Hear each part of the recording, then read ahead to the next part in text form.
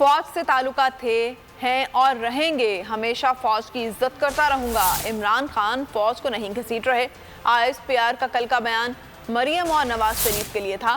شیخ رشید نے واضح کر دیا، کہا نواز شریف نے 14 مرتبہ آرمی چیف کا نام لے کر غیر اخلاقی گفتگو کی۔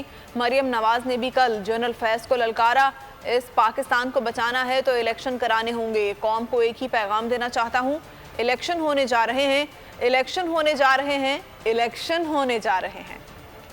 میرے پاک فوج سے تعلقات تھے، ہیں اور رہیں گے، اور مجھے اس پہ فخر ہے۔ ان کو کہا جو گھسیٹتے ہیں مریم کو اور نواز شریف کو۔ فوج کو سیاست میں نہیں گھسیٹ رہے آپ کے خیال میں؟ بالکل نہیں گھسیٹ۔ کوئی کمٹمنٹ دی، میں نے کہا میں خان صاحب سے بات کروں گا، جو کچھ چیف جسٹس صاحب نے کہا ہے یہ میرا فرض ہے کہ میں عمران خان تک پہنچاؤں۔ میاں نواز شریف نے 14 مرتبہ فوج کو، اور کل مریم نواز شریف نے جنرل فیض کا نام لے کر کہا ہے۔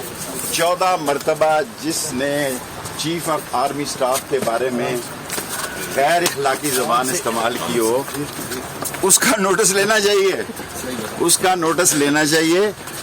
اور جو حالات ہیں ملک کے، اس پاکستان کو بچانا ہے تو الیکشن کرانے ہوں گے۔